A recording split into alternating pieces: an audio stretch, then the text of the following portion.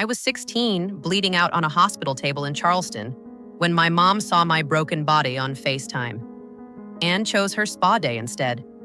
The surgeon said, "She needs surgery in the next hour or she dies." My mom, Vanessa, sighed and said, "If she dies, just call me later. I'm not ruining my treatment for this." My little sister Chloe laughed and took a screenshot.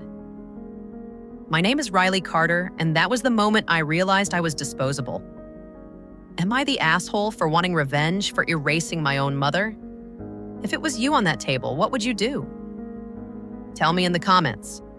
And hit subscribe if you want to hear who showed up when my family walked away. When people see me now, they see a put-together 21-year-old with a degree on the wall and a job helping other kids survive their own families. They have no idea that for most of my life I felt like a guest star in my own house. None of what happened in that hospital makes sense until you understand what my family looked like before the crash. I grew up in this big white house on the edge of Charleston, the kind of place people slow down to stare at. White columns, manicured lawn, picture perfect from the outside. On the inside, I was slowly disappearing. My dad, Michael, died of leukemia when I was 6. One week, he was running beside my bike yelling, "You've got it, kiddo!" The next week, he was gone. Just a funeral, and adults whispering over casseroles like I wasn't even in the room. The only person who really stayed after that was my grandpa, Daniel. Technically, he was my mom's dad, but to me, he was the one solid thing in a world that kept shifting. Retired cop, beat-up truck, always showing up exactly when I needed him. Saturday mornings, I'd hear that old engine outside and bolt to the door. He'd be there with food and some ridiculous story from back when I was on the force. He called me Riles like it was my real name, like I was someone worth telling stories to. My mom, Vanessa, grieved hard for about a year. Then she pivoted. She lost weight, bought new clothes, and reinvented herself as this charity gala version of a person. That's where she met Mark, the developer with the expensive watch and the black Range Rover. 2 years later, we had a beach wedding I barely remember, and a whole new set of rules I never agreed to. 9 months after that, my little sister Chloe arrived. Blonde, loud, and instantly the sun. Everything else had to orbit. Overnight, the house turned into Planet Chloe. Nursery remodels, photographers, matching outfits, a nanny who called me sweetie but never really looked at me. My room got moved to the back over the garage so Chloe could have the big bedroom with the balcony for safety. My soccer trophies vanished into boxes. My drawings came down so her pastel animal prints could go up. It felt like someone quietly deleted me and hit reset. The worst part wasn't the stuff. It was the language. At parties, my mom would put a hand on my shoulder and say, "This is my older daughter," like I was bullet point number 2, while she said Chloe's name, like it was dipped in gold. Mark barely acknowledged me at all. As long as I wasn't in his way, I might as well have been furniture. Maybe you know that feeling, where you're technically in the family photo, but everybody's eyes are pointed somewhere else. By the time I was 14, I had learned the unspoken rule: don't need anything, don't make waves, don't expect to be chosen. Chloe got new outfits and vacations. I got hand-me-down uniforms from the private school I didn't even attend. She got ballet classes and tennis camps. I got quiet. I got good at shrinking myself so I wouldn't be a problem. The only place I still felt real was at Grandpa Daniel's little house near the water. His place smelled like coffee and salt air. He kept my old bike even when I outgrew it, just in case you want to remember. He never asked why I wanted to spend every weekend there. He just set an extra plate on the table and said, "You're right on time, kiddo," like it was obvious I belonged. Looking back, I can see the emotional math I was doing. If I just behave better, they'll notice. If I get straight A's, win more games, talk less, somehow become less me, maybe then my mom will look at me the way she looks at Chloe. But that look never came. Instead, there were these little paper-cut comments that sliced deeper than anyone realized. "Why can't you be more like your sister? She just fits in so easily." Don't be so sensitive, Riley. It's not always about you. And the one that still lives rent-free in my head: "You were my hard season. Chloe is my fresh start." Yeah, she said that. To my face. I laughed it off, made a joke, but that night I stared at the ceiling and thought, okay, I get it now. I'm the mistake you survived. She's the reward you think you earned. Tell me in the comments if you've ever been that kid, the one quietly doing everything right and still somehow never enough. That belief that you're optional, it sets you up to tolerate things you should never have to live through. And that brings me to Easter weekend. The day everything snapped wasn't the crash. It was me standing at a dessert table holding banana pudding, hearing my name used like an inconvenience. That was the last normal day of my old life. I had no idea I was already walking toward the kind of betrayal that makes people scream, "There is no way this isn't am I the asshole material," and smash like out of pure rage. So Easter. My grandpa's backyard was full of cousins. Kids running everywhere, long tables under old trees, the whole Southern family cookout postcard. For a few hours, I actually felt okay. I was wearing this pale yellow dress Grandpa bought because he said it matched my eyes. People were laughing, the food was amazing, and for once, I didn't feel like background noise. Then I heard my mom's laugh behind me. Not her normal laugh, the one she uses for rich people and Instagram stories. I turned just enough to hear her on the phone at the dessert table. Yeah, tomorrow it's spa day, full package.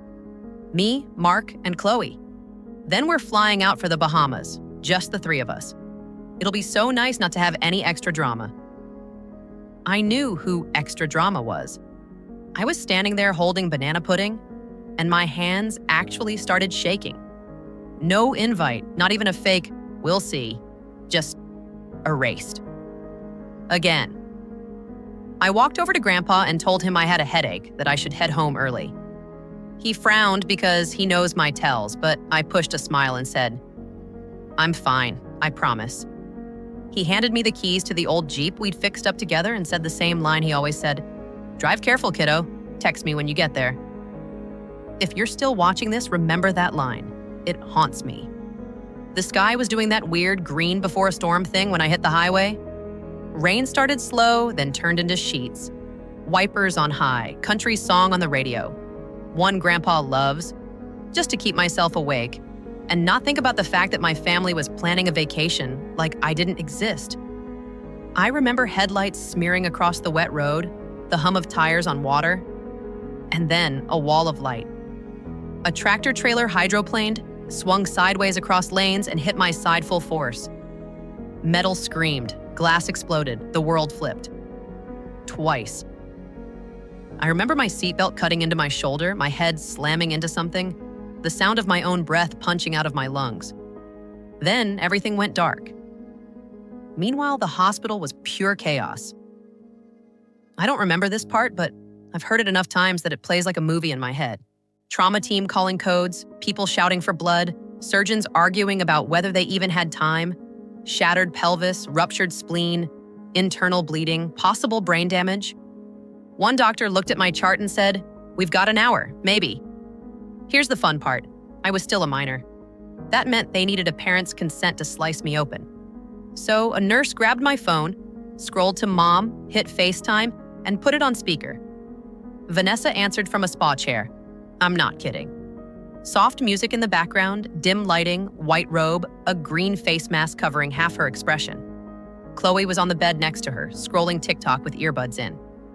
"Mrs. Carter, this is Nurse Lopez at Charleston General," the nurse said, angling the phone so my mom could see my face, what was left of it, with a tube down my throat and blood everywhere. "Your daughter Riley has been in a severe car accident. She has life-threatening injuries and needs emergency surgery right now. We need verbal consent to proceed." My mom peeled one eye mask up, squinted at the screen, and actually frowned. Not in fear, in annoyance. Is that really necessary? We're kind of in the middle of something. The doctor stepped into view. "Ma'am, I'm Dr. Evans. Your daughter has multiple fractures and internal bleeding. If we don't operate within the hour, she may not survive." Chloe leaned into the frame, took one look at me and snorted. "Oh my God," she said. "She's so dramatic even when she's half dead." Then she raised her phone and took a screenshot. I wish I were making that up. The nurse, voice shaking, tried again. "Ma'am, legally we need your consent. She is critical. Time is..." My mom cut her off. And these are her exact words because the hospital recorded the call. "If she dies, just call me when it's over. I'm not driving across town and ruining my spa day to sign papers. Call my father, he likes playing hero." Then she hung up. Let that sink in. Your kid is dying and you say, "If she dies, just call me when it's over." If you heard that in a movie, you'd say the writer went too far, but that was my life. In the background of the recording, you can hear someone on the medical team whisper, "Jesus Christ," and "Stoot," and another voice say, "Save that." Because even they knew this moment was next level evil. They called my grandpa next. He was on his porch cleaning shrimp when his phone rang. All they had to say was, "Riley, critical? Accident?" And he dropped everything. He drove through that storm in his old truck, like the laws of physics didn't apply. He showed up soaking wet, still wearing his rubber boots. And when they handed him the consent forms, he signed without even looking. His hand was shaking so hard the pen scratched the paper. While my mom was getting her shoulders massaged, he was standing at a glass window watching them wheel me into surgery, whispering, "I've got you, kiddo. I'm right here." Even though I couldn't hear him. If you're still here, tell me in the comments. If that was your mom on that call, would you ever speak to her again? Am I the asshole for feeling like in that moment she stopped being my parent? Hit like if you're already angry, because trust me, this was only the beginning of the revenge life handed her for what she chose that night. Surgery took 9 hours. 9 hours of my grandpa sitting in a hard chair in a freezing hallway, soaked clothes clinging to him, refusing to move. He didn't go home. He didn't change. He stared at that operating room door like he could hold it shut against the worst outcome just by existing. I spent the next 18 days in a coma in ICU. I don't remember it, but my body does. Tubes everywhere, machines breathing for me, bones held together with metal, my brain swollen and angry. My grandpa claimed the vinyl recliner next to my bed and basically moved in. Nurses tried to send him home that first night. He pulled out his old badge from his wallet, looked them dead in the eye and said, "I'm not leaving my girl." Nobody argued after that. He talked to me even when I couldn't respond. He told me stories from when I was a baby, reminded me how mad I got when he ate the last popsicle. He read the same paperback until the cover fell off. Some nights, when he thought no one could hear, he prayed out loud, "Just give her to me. I'll do the rest. I don't care what it costs." And while he was doing that, my mom and Chloe, they were packing for a cruise. I found out later that a family friend, a lawyer named Mr. Donovan, showed up at their house with a stack of papers. In the foyer, next to designer luggage and brand new pink suitcases, he handed Vanessa an emergency petition. Termination of parental rights for medical neglect, plus a civil suit from the hospital for life-saving expenses and emotional damages. Both her name and Chloe's were on it because my sister didn't just stand by, she participated. Apparently, Vanessa went pale under her spray tan. Chloe stopped filming her vacation haul long enough to scream that this would ruin her spring break. My stepdad Mark took one look at the documents and realized what having that headline attached to his company would do. Spoiler, he filed for divorce faster than most people file their taxes. Back in the hospital, none of that was on my radar. I woke up on day 18 to blinding lights, a ventilator tube being pulled out of my throat, and the sound of my grandpa's voice cracking as he said, "Hey, kiddo, took you long enough." I tried to talk, and nothing came out but a rasp. He picked up the little whiteboard the nurses had been using and turned it so I could see the writing. In thick black letters, it said, "Legal Guardian, Daniel Brooks." I blinked at it for a long time. My brain was slow from meds and trauma, but that line cut through the fog. "Your mom, she made her choice," he said quietly. "So I made mine." He told me everything, the FaceTime call, her exact words, the screenshot, Chloe's caption, the legal papers, the petition, the lawsuit. He didn't sugarcoat it. He has never lied to me, not once. I cried until it hurt more than the broken bones. But underneath the pain was this weird, fierce relief. Because as awful as it was, at least the truth was out in the open. There was no more, maybe I'm overreacting. She said it. She showed me exactly what I meant to her, 0. When I was finally discharged, I didn't go back to the big white house. I went home to my grandpa's stilt house near the water. My room was his old fishing gear room that he'd painted a soft blue while I was out cold. He'd hung wind chimes outside the window. From the bed, I could see the ocean. The first night, he carried me over the threshold like some reversal of a wedding scene and joked, "Welcome to Casa, you and me." Recovery was hell. Physical therapy, learning to sit up, stand, walk with a walker, then a cane. My hips felt like they were full of glass. Some nights I woke up screaming from pain or from dreams where I was trapped in that car again. Every single time he was there, in old sweatpants, hair sticking up, sitting on the edge of the bed holding my hand until I could breathe again. And outside that little bubble of salt air and cheap coffee, karma was busy. Vanessa lost her job at the bank. Turns out, medical neglect of a minor shows up on background checks, and they don't love that around federal money. Security escorted her out with a cardboard box. Chloe's dream scholarship evaporated after screenshots of her messages leaked. The caption under my bloody face, the "finally some peace" text. The school called it conduct incompatible with our values. Their big house went into foreclosure. Mark quietly removed his name from the deed and from their lives. Mother and daughter ended up crammed into a dingy apartment in a part of town Vanessa used to lock her doors in. Did I plan any of that revenge? No, I was too busy trying to relearn how to climb stairs. But I'm not going to lie. When people ask if I believe in karma now, I kind of do. 7 months after the accident, we went to court for the big hearing. I walked in without a cane for the first time, scar on my forehead and a limp you'd only notice if you looked closely. Vanessa sat at the defense table in a suit that didn't fit anymore, clutching a tissue she never used. Chloe wouldn't look at me. The judge ordered the hospital to play the FaceTime recording. My broken body on a screen, spa music in the background, my mom's voice saying, "If she dies, just call me when it's over. I'm not ruining my spa day." Chloe's laugh, the screenshot, the caption. The courtroom actually gasped. You know it's bad when strangers react like that. When it was my turn to speak, my hands were shaking, but my voice wasn't. Donovan, the lawyer, asked, "Riley, how did it feel hearing your mother say those words?" "It felt," I said, "like the last little piece of me that believed I mattered to her just died on that table. I learned in one sentence that I was disposable, and it came from the same mouth that used to read me bedtime stories." The judge didn't deliberate long. She terminated my mom's parental rights permanently. Full guardianship and eventually adoption went to my grandpa. Financial judgment in favor of the hospital. House to be sold. Case closed. A few months later, I signed my new last name, Riley Brooks. I cried harder than the day I woke up. Grandpa framed the adoption papers and hung them next to a photo of my dad, like they were both part of the same story. Fast forward to now.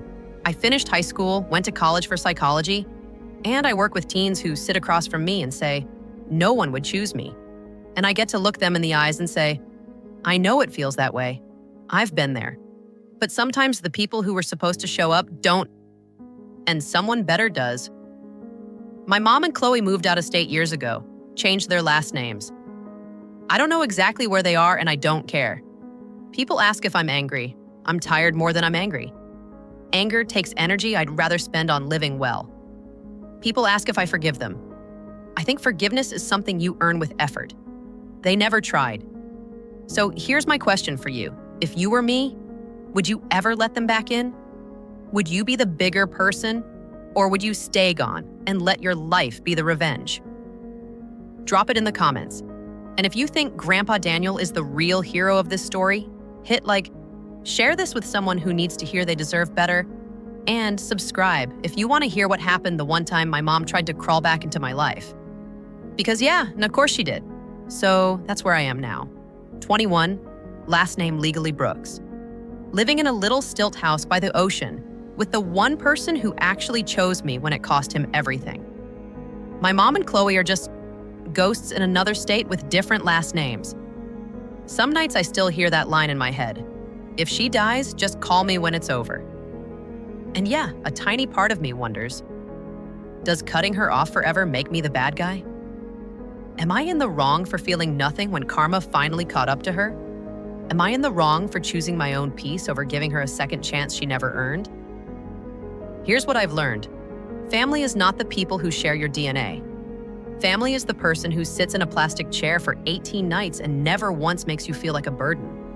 My revenge wasn't ruining her life.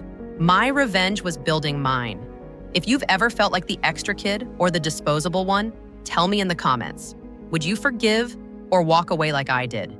Hit like, share this with someone who needs it, and subscribe if you want more real stories, not fairy tales.